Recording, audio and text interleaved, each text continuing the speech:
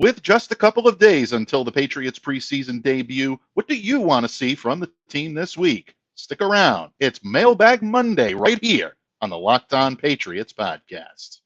You are Locked On Patriots, your daily New England Patriots podcast. Part of the Locked On Podcast Network, your team every day.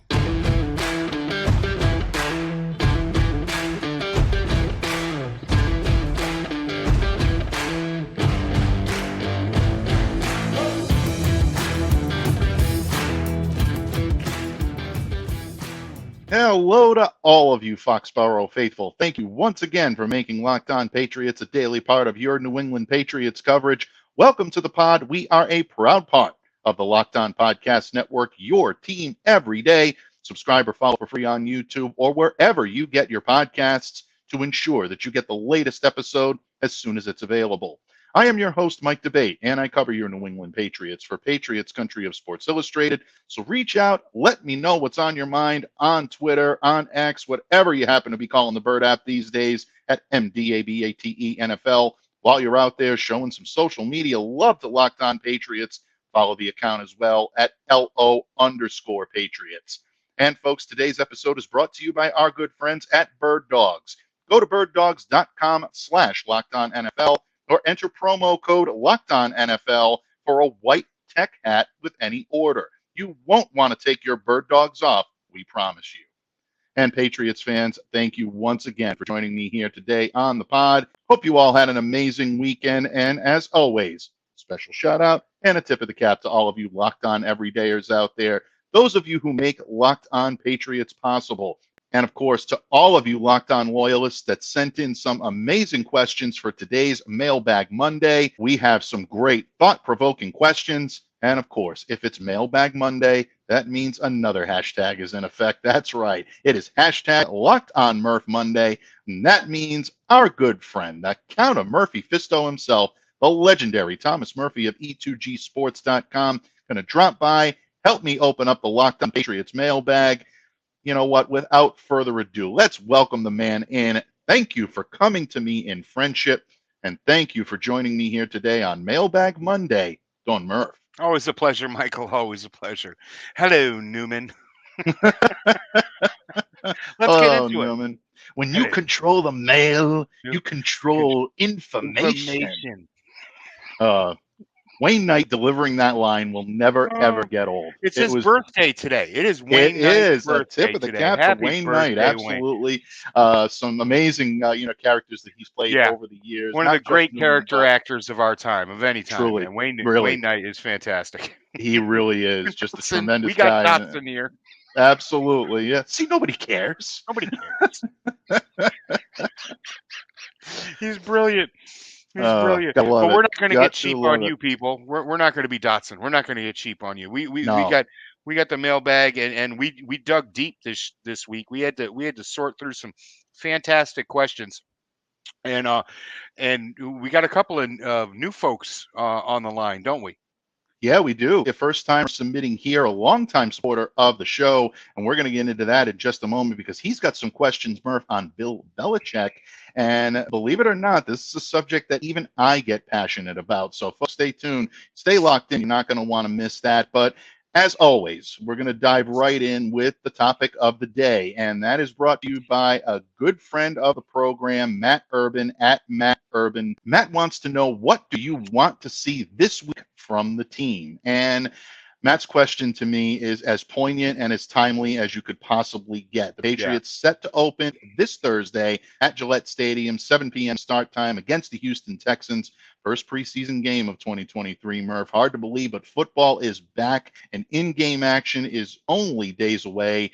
And, of course, we are a little past now the midway point of training camp. I know training camp technically lasts directly through the preseason. I don't know if you want to get into technicalities there, but there's always learning going on. But the New England Patriots continue to put the work in on the field. We've seen a lot of improvements from 2022. There's still a lot of improvements left to be made. So, Murph, the ball is yours first. What do you want to see from these New England Patriots, especially this week in Foxborough? I want to see a full and healthy offensive line. I want to see a number one unit that's the number one unit. Okay, that's what I want. And get these guys on the field by hook or by crook, and let's start giving at least us and you fans out there a little sneak peek at what the top unit is going to look like. That's the first thing on my menu this week. The second thing is I want to see some more consistency built between Mac, and this is all related, between Mac and the wide receivers. Steps were taken this week. We all heard and saw about it over the week. Mike talked about it over the weekend with our good friend Steve Balistreri, and it's been some really good news. I mean, you can take this one or two different ways. I'm going to take it as a positive, but I need to lastly I need to see Tyquan Thornton on the field and catching balls from Mac Jones, which he was doing after practice on Friday. Absolutely. And, I mean, Tyquan on Sunday worked mostly with the second, third team unit, mostly the second team unit. Folks, it's been a mismatch. There's a lot of rotation going on. So it's not really a situation where just because Tyquan is working with the second team offense in one moment, working mostly with Zappe, even a little bit with McSorley, does not mean, folks, by any stretch of the imagination, that we're not going to see Tyquan running with the ones very soon. We're starting to see what the primary unit is going to look like in terms of pass catchers. And right now, folks, that's Devontae Parker. That's Juju Smith-Schuster. Kendrick Bourne is getting a lot of looks with the ones. Good to see that. Very good to see that. Hunter Henry, Demario Douglas, and Mike Gesicki. These are the guys that are really starting to round into form. And one of the things that I'd love to see this week, Murph, is to see Mike Gesicki get a little bit more play in the offense than he's been getting. I don't think this has been a situation where the Patriots are holding him out for any reason or anything to that effect. I think they're just looking to see what they have. They know what they have in Gesicki. And what they do have is a guy that can not only be a red zone threat, but he proved yesterday, Murph, on Sunday, he can be a pretty slick receiver down the sideline as well. This guy can be good on the perimeter. Really beautiful throw from Mac Jones, 25-yard pass. This is someone that is capable of really taking your offense to another level. So what would I like to see, Matt? I'd like to see more of that from Mike Gesicki. Okay. But Murph, I think you hit the nail right on the head. I think everybody wants to see this offensive line, and they want to see some of these guys start to return. The first team offensive line yesterday consisted of Riley Rafe and Connor McDermott at the tackle positions, Antonio Maffi, Cody Russi at the guards, and James Ferentz at center. Now, that is not a knock to any one of these guys. I think Maffi's been very good. I think Rafe and McDermott have had decent training camps. I like what I see from Russi. I think he's stepped it up and played well. That's been a real surprise. Considering what they've put on his shoulders, but this is not the starting unit that you're going to be used to seeing, folks. These starters, these offensive line starters yesterday, the defensive line made really, really quick work of these guys in just a flash. Matt Judon back out on the field. I know it's shorts and shells, not full pads, but I had Judon getting 3 sacks yesterday. Some people had him credited for more, a couple of people for less, but, it just depends on what you see. You also got the bill for the pizza. Yeah, absolutely. But in any case, this is a concern for the New England Patriots because that offensive line needs to be able to provide solid protection for Mac Jones, solid protection for whatever quarterback is under center. Both Jones and Zappe had their moments where they were really kind of struggling to, find accuracy, find comfort in the pocket, and it find really a lane stemmed to throw through. Yeah. Exactly. And it really stemmed from the fact that they were running for their lives again. This simply cannot happen as we progress now into the preseason part of training camp. It is. It really is. It's paramount that these guys all get on the same page. Now, each and every, like Mike said, don't panic. Each and every one of these guys on their own is a fine backup. There's somebody that you can plug in and get you for a series or a set of downs. That if somebody goes down, it's as a collective, it's so glaring that they are not starter quality caliber offensive line here.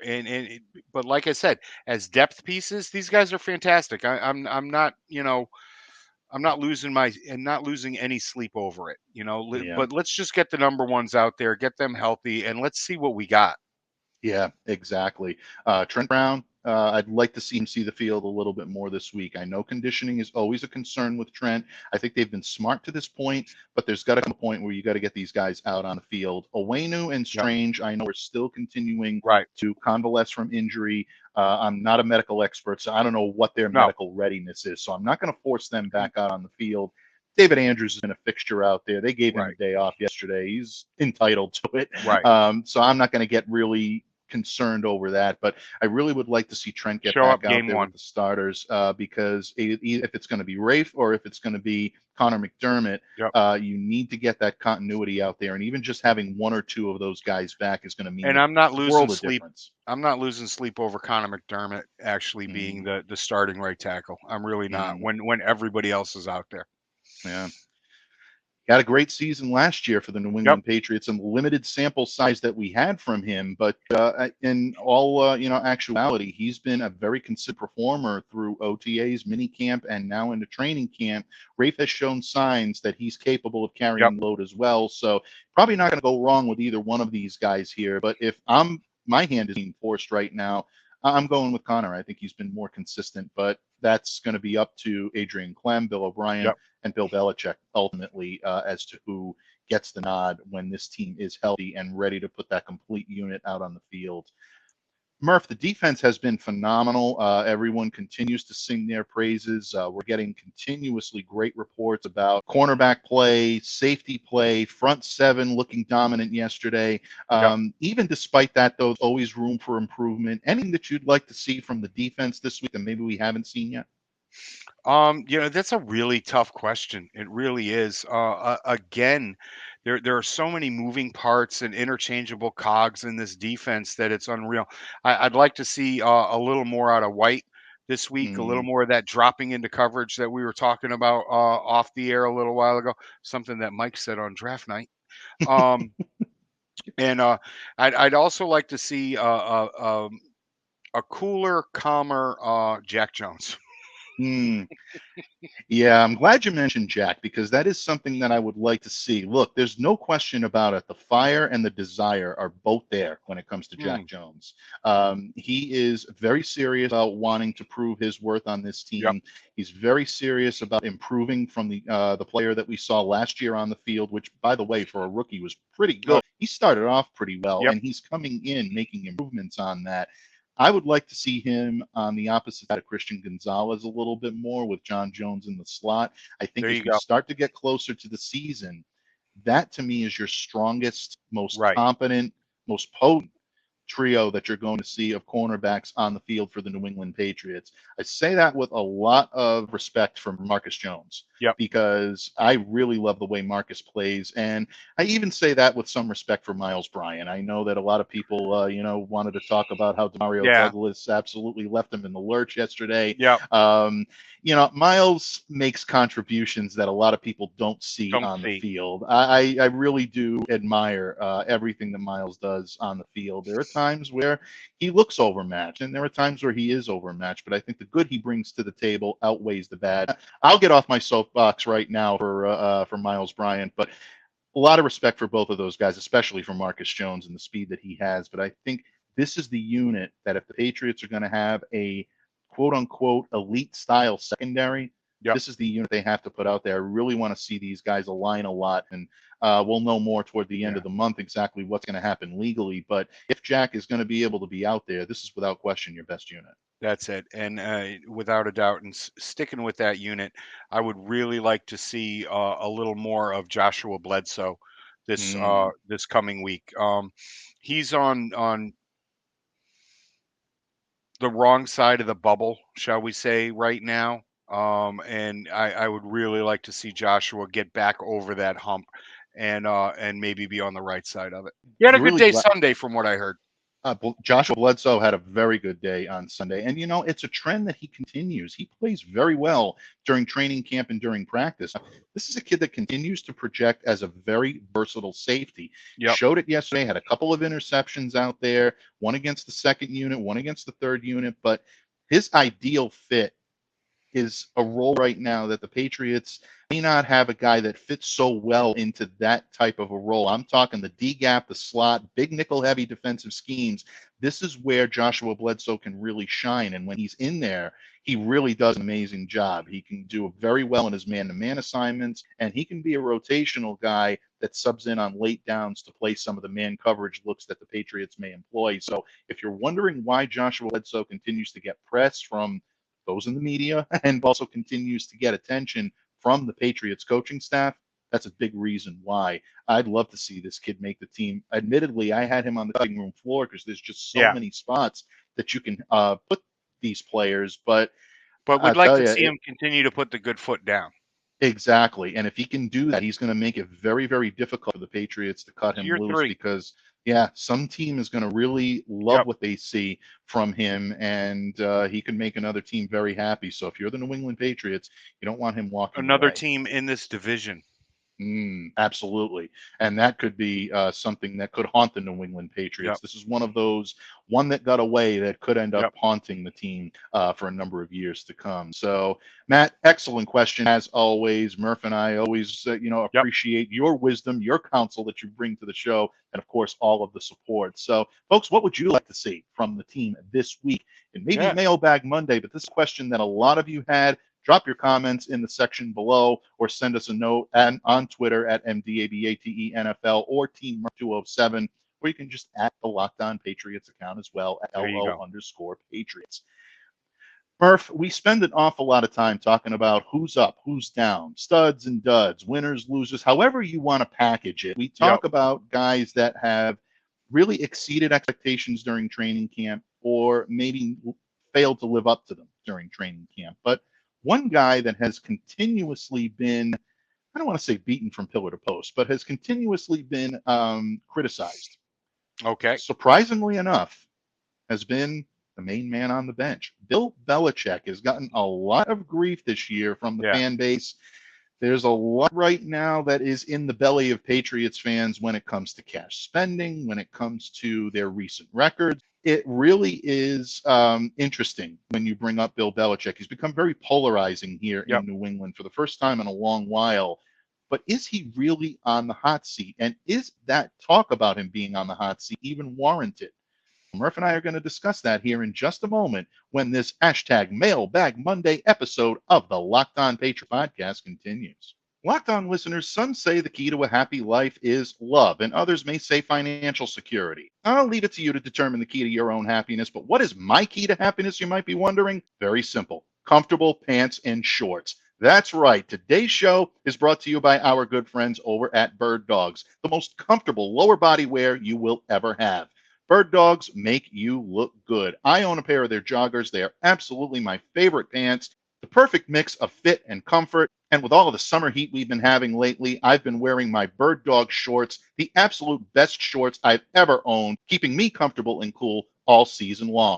They fit way better than those regular shorts. You know, the ones that are made of that stiff, restricting cotton? Well, Bird Dogs fixed that issue by inventing cloud knit fabric that looks just like khaki, but stretches to get you a way slimmer fit without having to sacrifice movement. Bird Dog also uses anti-stink sweat wicking fabric that keeps you cool and dry all day long. So go to birddogs.com/LockedOnNFL or enter the promo code LockedOnNFL for a free white tech hat with your order, just like the one I'm wearing. That's birddogs.com/LockedOnNFL or promo code LockedOnNFL for a free white tech hat. You won't want to take your Bird Dogs off, we promise you. Patriots fans, thank you once again for joining us here today on Locked On Patriots. It is hashtag Mailbag Monday. Thank you all for taking the time over your weekend to submit phenomenal questions. We tried to pick 3 of the most poignant, of the hottest topics that we could find, but some of the great questions that you've put in, folks, make Murph and I want to do a bonus mailbag episode one of these days, and who knows, maybe we will, to get to everyone that submits great questions, because you really, truly hate leaving anybody out. It really is. The stars of Locked On Patriots are you all out there that make this show what it is. And hopefully your feedback continues to make us everything we can be as well. So thank you kindly for all of your support. But Murph, if one thing consistently has been the case for the Patriots offseason, it has been that Bill Belichick will continue to be second guessed for pretty much every decision that he makes, whether it be a good one, whether it be a bad one. There's always going to be people on opposite ends of the spectrum taking a polarizing take on it. And our good friend, the Cornell hockey fan, who's been a supporter Hello, here David. of Locked On Patriots for a number of times. Our good friend David, we always appreciate his support. But this is the first time that he submitted a question here to Locked On Patriots, and it's a good one. And he also has a little commentary here, folks. You can find David on Twitter at @fan_Cornell. I am astonished by criticism of the coach, meaning Coach Bill Belichick. Some even say he is on the hot seat. What do you think? I see him as the GOAT. Murph, I'm going to let you take this first. I think everyone in Patriots Nation is in agreement that all-time Bill Belichick is most likely going to take that top seat, that top face on the Mount Rushmore of NFL coaches in history. But there are some that believe he's past his prime. What do you say to this? I say there's no way in hell that he's past his prime. I agree. He is the GOAT. Just take a look at the at anybody's top 5 or top 10 coaching ranks in the NFL right now. What do they all have in common? Bill Belichick beats them. He beats them in AFC title games. He beats them in the playoffs. He beats them in the Super Bowl. All of those guys live in Bill Belichick's shadow. All right. It's a very long shadow for a very short man. And I do not understand, except for people searching for something to talk about every day between 2 and 6 o'clock in the afternoon, as to why this is a subject. I really don't. I mean, I have gotten on Bill countless times, many times, for his approach to the draft. But I understand the madness. I understand what he was doing back in the days that Tom Brady was here, and he was able to roll the dice on some people that did not exactly work out because he didn't want to see them go anywhere else. You're still winning championships. You're still in the hunt. Now, time and again, I've mentioned that in a 4-year span, a 5-year span, this team lost 4 of its greatest players in the history of the franchise. Very good point. 4 guys who are arguably Hall of Fame caliber players. Now we're talking, of course, Tom Brady. You got to start with Tom at the top, and then there's Julian Edelman. Okay, which, regardless of what you think, I think Julian Edelman is a Hall of Famer because I've never seen a receiver come up as big in the big spot ever. All right, so sorry, Lynn Swan. I'll take Edelman 11. All right. And then on top of that, of course, you have Rob Gronkowski. All right. Hands down, the best tight end that has ever played this game. And lastly, Stephon Gilmore. Okay. These guys all walked out. All right. By hook or by crook or trade or injury. They just got old. It was just time to go. It was, but it takes time to rebuild these things. It takes time to and this town has become so impatient that it's unreal. There are teams out there that have been searching to get back to relevance for 20 years, 25 years. All right. When was the last time the Dallas Cowboys won a world championship? Okay. And Grandy, and part of the issue is the fact that they change head coaches like other guys change their socks. Okay, you can't keep doing that. Bill Belichick, if Bill Belichick got fired tomorrow, he would have a job by Tuesday. I mean, next Tuesday. Somebody would fire their head coach, their entire front office, and say, "Bill, come on in." And they would give him 5 or 6 years to right their ship. This isn't baseball. You can't just plug and play and fix it with money. Okay, this is a game that needs to be played by 22 different guys that all work together as one cohesive unit when they're on the field. All right, and it takes time to do that. Tom left.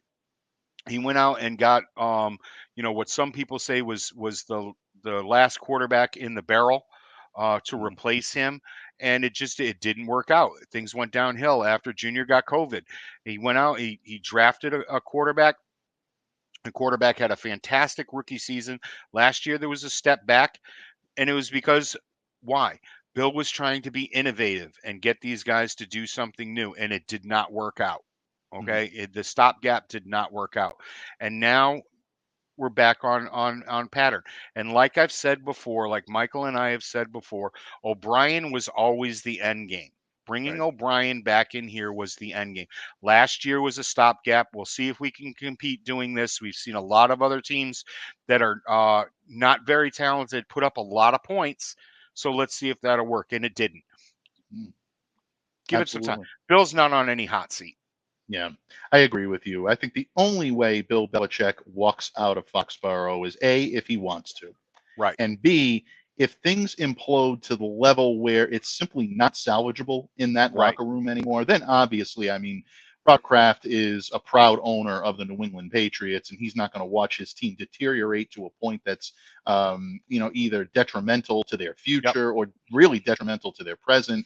That I could understand. But if there's a situation where this team is competitive and they just miss or anything of that nature, my sincere opinion is that Bill Belichick is not going anywhere. Now, I'll play devil's advocate for a moment because I know there are a lot of fans out there, probably a lot of fans watching or listening to this right now, that are, I don't want to say fed up, but they're anxious. They want the Patriots to return to the glory days that we saw a few years ago. Everybody does if you're a Patriots fan.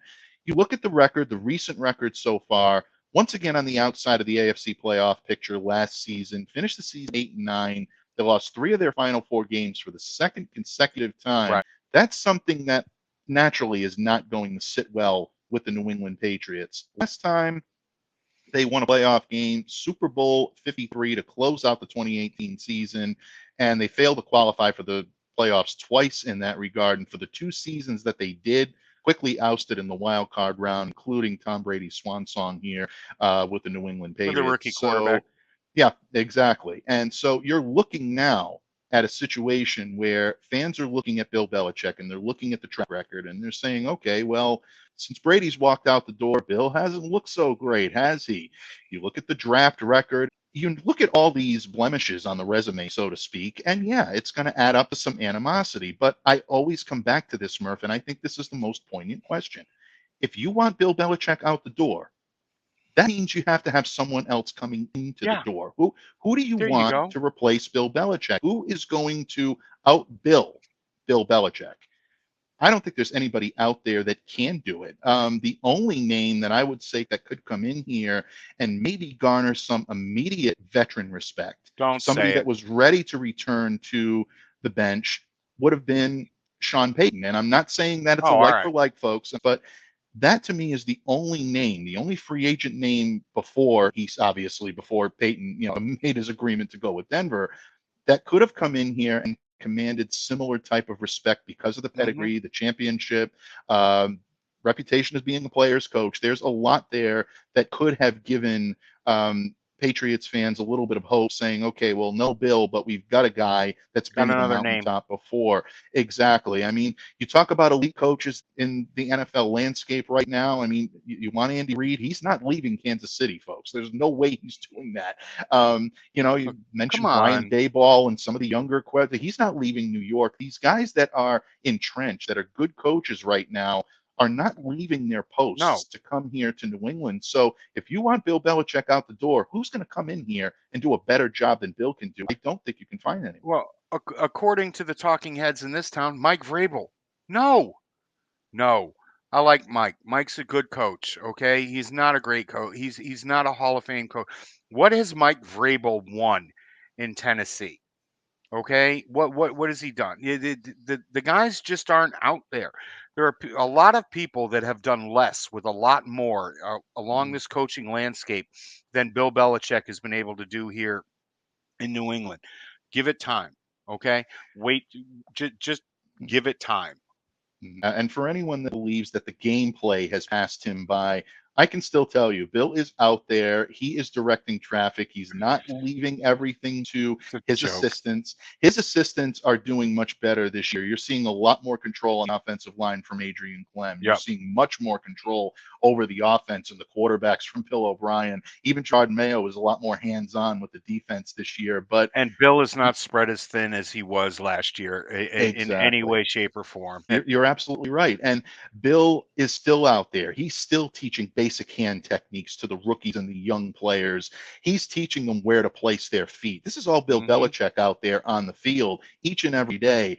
These guys are learning how to bat down a pass, how to shed a blocker, and how to gain leverage. 71-year-old Bill Belichick is out there showing them how to do this on the field each and every day. So for anyone that doesn't think that Bill Belichick can communicate with the younger players, I'm here to tell you he can do it, and he does it each and every day. So again, folks, I understand the angst. I understand the anxiety about wanting to get back to winning. I think every Patriots fan should feel that way. If there is a little anger directed toward the head coach or the front office or whatever, that's normal. I totally, completely understand that. And I'm not knocking you for feeling the way you feel.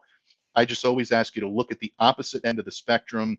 And if it's not Bill Belichick out there, what are your options about who would be out there?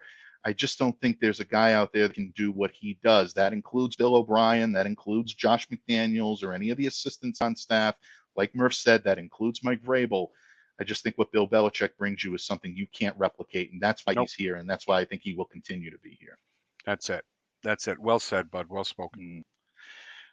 Murph, we are not done yet. Imagine that. Hashtag Mailbag Monday continues with a great question from one of our defining everydayers out there. He is not just an everydayer in terms of support he provides to the show through listening and viewing, but he's also a regular contributor here on Locked On Patriots. That's why I call this man the Pharaoh of Foxborough Finance. And once again, he has done very well. Miguel Benzan chimes in with a question on the Patriots' remaining 2 roster spots. What will they do with them? I think the bigger question is, do they need to do anything with them? Murph and I are going to talk about that subject in just a moment when we wrap things up here on hashtag Mailbag Monday on Locked On Patriots, your team every day. Locked On listeners, football season is about to kick off, and FanDuel is giving you the chance to win all season long. Because right now, when you bet on a Super Bowl winner, you can get bonus bets every time they win in the regular season. Just pick any team to win the Super Bowl, and you'll get bonus bets for every victory. Feeling a little lucky when it comes to New England? Channel your inner Dirty Harry and show some love to your favorite team from Foxborough. You can use your bonus bets on spreads, player props, over-unders, and so much more. So visit FanDuel.com/LockedOn and start earning bonus bets with America's #1 sports book. That's FanDuel.com/LockedOn. Patriots fans, thank you once again for making Locked On Patriots a daily part of your New England Patriots coverage. Thank you so much for being here today with us on hashtag Mailbag Monday. Coverage continues throughout the week as the Patriots get ready for Thursday night football. Okay, not quite, folks. Preseason football at Gillette Stadium against the Houston Texans. We're all looking forward to it, Murph. And Murph, I think a big question on everyone's mind as training camp practices continue and the Patriots get ready for preseason games is, will it be a full 9-man roster? Right now, it's an 88-man roster. Right. Patriots did cut a couple of players last week, and they're starting to make trim downs. Don't forget, there's not a cut down level that the Patriots have to make mid-camp. This way, it's one big cut down at the end. I really hate this. I really do. I can't stand it. It's just not fair. I agree. It plays into the hands of the owners, and it makes me sick. Yeah. I'm not a big fan of it either. I know a lot of you out there are not. Some may be. Some may like the opportunity to just see it all happen all at once. But I think it's more fair to the players to kind of bring them along in terms of where they are. Maybe give them a chance to catch on elsewhere and not have a big mass exodus of a huge pool that everybody is shifting, through within that 4 or 5 day window before you start to really get ready for the regular season. So, Murph, in that vein, our good friend, the Pharaoh of Foxborough Finance, the salary cap top gun himself, the Wizard of Benzan. Yeah, he's developing a pretty good amount of nicknames himself. I think that's 3 by my count with Miguel right now. But our good friend, Miguel Benzan, true legend here on Locked On Patriots, and someone whose golden melodious tones, including that laugh you may hear very soon here on Locked On Patriots. Keep a sharp eye, folks. Stay locked in because you're not going to want to miss Miguel when he does show up. He wants to know, do you expect the Patriots to fill the 2 open roster spots? And if so, how? Great question, Miguel. And we know that Miguel has the Patriots estimated at just north of $14 million in available cap space. So clearly they have the room to bring guys in. We're seeing them work out a number of running backs. Ezekiel Elliott's been in here, been to dinner with Mac Jones. According to our good friend Jeff Howe's, an outside chance of Dalvin Cook maybe still out there, but not looking good there. But ultimately, the Patriots have to get down to a 53-man roster before the start of the season. So my question to you is, do they feel a need at this point to bring a couple of guys in and fill out this roster prior to Thursday night's game? This is a great question. Of course, it comes from Miguel, so it's going to be a great question. But yeah, if the Patriots do not feel that Ty Montgomery is going to be able to get back on the field and do the things that they expect out of Ty Montgomery, I expect them to bring in a running back. I really do. I was happy with this room. I was one of the few that were happy with this room. Didn't feel a need, but with the continuing soaking of Ty Montgomery right now, that I just feel that it might be prudent for them to bring in a running back that can do a myriad of things. And if I had my druthers, it would be Ezekiel Elliott. I really do. Well and he would be put right on the thing. The other side of the coin is we're still talking about the offensive line. We really are. And lastly, this is going to rub a few people the wrong way, but I would like to see Bill bring in Jamarco Jones, who recently released from the Titans. All right, this is more than a serviceable man. I'm not sure of what demons he's dealing with or what was going on down there, but he was released, and I think that he could come in here and contribute. And I think Bill should bring him in just to at least kick the tires. And if he likes what he has to hear, fill it out with him. That's interesting. From what I'm hearing, the New England Patriots right now are very happy with the guys that they have in the room, pretty much at every positional depth chart. I agree with you. I think Ty Montgomery is going to be the pendulum in terms of where they go with the running backs room. Right. I think if Ty is able to get back out on the field and they feel that he's going to be able to get back quickly and contribute to this team in the short term rather than the long term, then I don't think they bring anybody in, even at the running back position, even someone as talented as Ezekiel Elliott, because they are very high on Pierre Strong and Kevin Harris. And those two guys showed you last week, folks, on the practice fields why. Kevin Harris getting a good amount of run with the ones. Pierre Strong getting some run with the ones. These guys know that they can at least be serviceable options to back up Ramondre Stevenson if they need to. You add Ty Montgomery into the mix, all of a sudden you're looking really, really good. Right. If you're the New England Patriots. A nice, healthy Ty Montgomery. But that's why I put that caveat in there. If he's healthy. And if he's not, need to look somewhere else, because J.J. Taylor, as much as I love the kid, is not going to come in here and be able to do that. Yeah, and I love JJ as well. I would love to see him crack this roster because I think he's been one of the hardest workers, one of the most positive guys in that locker room, very a la Damian Harris. Always a smile on his face, always telling you, keep pushing forward. This kid exudes everything you want in an athlete. But I do think that the Patriots would probably prefer to have someone come in that's a little more NFL ready, a little more NFL battle tested. And to me, that ideal person would be Zeke Elliott. But we'll see how the Patriots, monitor that. But I think you hit the nail right on the head. If Montgomery is not healthy, the Patriots clearly need to address this position. The O-line, I understand what you're saying on Jones. I like the thought process, but I also, again, from what I'm hearing from those close to the team, those that I'm talking to, they're very happy with the offensive line and the pieces that they have right now. Don't forget what we're seeing out there on the field, folks, kind of bringing it all full circle from what we talked about to open the show today.